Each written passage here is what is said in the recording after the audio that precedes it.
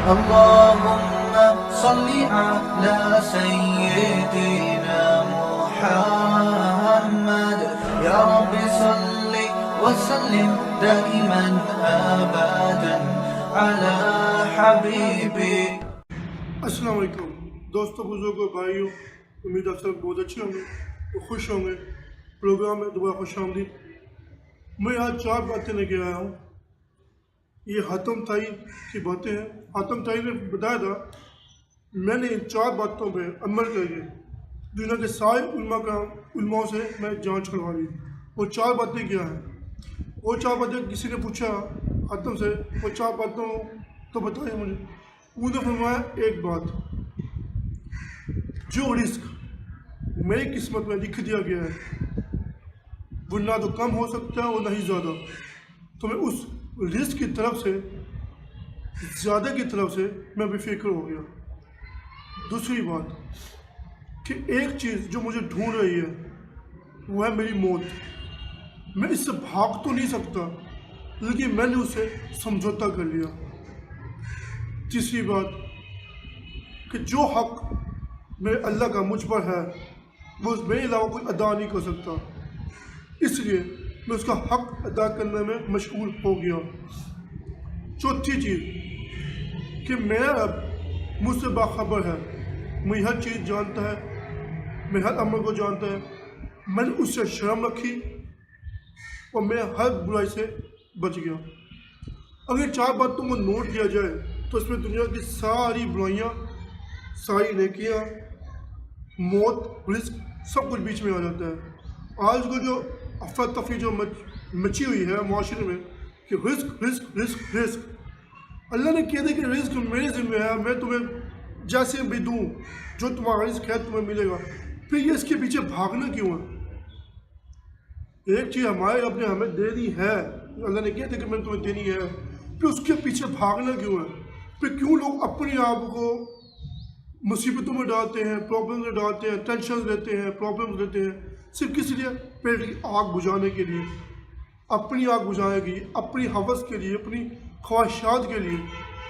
کہتے یہ ہے کہ ہم اپنے بچوں کے لیے کماتے ہیں لیکن ایگزیکٹلی اپنی لیے کماتے ہیں.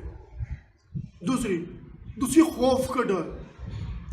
اگر دیکھا جائے تو خوف کا ڈر اس بندے میں ہوتا ہے جس میں برائیاں زیادہ ہوں، گناہ گار زیادہ ہوں.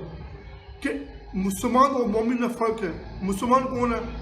مسلمان ہے جو اللہ کو مانے، اور مومن وہ ہے جو اللہ کی مانے. ہم مسلمان تو ہیں، مومن نہیں. مسلمان کیا؟ اللہ کو مانتے ہیں، اللہ ہے، فرشتے ہیں، اللہ کی کتاب ہے، لیکن اس کو مانتے نہیں ہیں. جبکہ اللہ نے کہا تھا کہ میں رب ہوں، سب کچھ میں کرتا ہوں. پھر ہم کہتے ہیں نہیں، ہماری سوچ بھی ہے، ہم بھی کچھ کرتے ہیں، میں نے کمانا ہے، میں نے آگے نکلنا ہے، میں نے آگے بڑھنا ہے. جبکہ کامیابی میرے اللہ کے پاس ہے، کامیابی میں اللہ کے پاس ہے. اللہ نے کب تمہیں دینی ہے؟ ہر وقت ٹائم فکس ہے. کس وقت کس ٹائم پہ تمہیں کیا ملے گا یہ میرا رب جانتا ہے اور کوئی نہیں جانتا. تیسری بات مومن خواہش کرتا ہے کہ میں نے اپنے رب سے ملوں. کیوں؟ کیونکہ اس کے اندر اتنا اللہ کا نیک بندہ ہوتا ہے. مومن اللہ کی مانتا ہے. وہ کہتے ہیں دنیا کی اس کو فکر نہیں ہوتی مومن کو. وہ کہتا ہے میں نے اپنے رب سے ملوں، تو اپنے رب سے ملنے کی خواہش کرتا ہے کہ میں اپنے رب سے ملوں. اسی وجہ سے وہ موت سے ڈرتا نہیں ہے. جبکہ ہم لوگ موت سے ڈرتے ہیں اس وجہ سے کہ ہم اللہ کی مانتے نہیں، برائی میں تو اتنے گرے ہوئے ہیں کہ اس سے نکل نہیں پاتے. تیسری حق، اللہ کا جو حق مجھ پہ ہے، یعنی کہ اللہ نے جو مجھے کہا ہے کہ تم نے یہ عمل کرنا ہے، نیکی کرنی ہے، یہ تمہارے علاوہ کوئی نہیں کر سکتا. فرائض جو تمہارے علاوہ ہے، کلمہ، نماز، روزہ، حج، زکوٰۃ اور اخلاق، یعنی کہ اور بھی نیکیاں جو ہے جو میری ذمہ ہے وہ صرف میں ہی ادا کر سکتا ہوں. میرے علاوہ کوئی دوسرا نہیں ادا کر سکتا. یا میری اولاد جو ہو وہ نہیں کر سکتی، میرے ماں باپ نہیں کر سکتے، میرے بہن بھائی نہیں کر سکتے، میرے دوست نہیں کر سکتے. جو حق مجھ پر ہے وہ صرف مجھے ہی ادا کرنا ہے، نہ کہ کوئی اور ادا کرے. تو اس لیے میں اس کے حق میں ادا کرنے میں مشغول ہو گیا. چوتھی بات، میرا رب مجھ سے باخبر ہے. اس کا مطلب یہ ہے کہ اللہ مجھے دیکھ رہا ہے، اور میں اگر کوئی نیک برائی کرتا ہوں، تنہائی میں کرتا ہوں یا سب کے سامنے کرتا ہوں، تو میں یہ بھول جاتا ہوں کہ میرا رب مجھے دیکھ رہا ہے۔ اگر میں یہ سوچوں کہ میں یہاں بیٹھا غلط کام کر رہا ہوں، یا میں بیٹھا یا کوئی کسی کے ساتھ دھوکہ کر رہا ہوں، تو میرے ذہن میں یہ ہونی چاہیے بات کہ میرا رب مجھے دیکھ رہا ہے، وہ مجھے کبھی بھی پکڑ سکتا ہے، اس کی پکڑ مضبوط ہے۔ اگر میں اپنے ذہن میں یہ ڈالوں کہ میرا رب مجھے دیکھ رہا ہے، تو میں اس برائی سے بچ جاؤں گا، نہ کہ وہ برائی کروں گا، کیونکہ ایک بندہ جب غلط کام کرتا ہے تو کوشش کرتا ہے کہ اس کو کوئی نہ دیکھے۔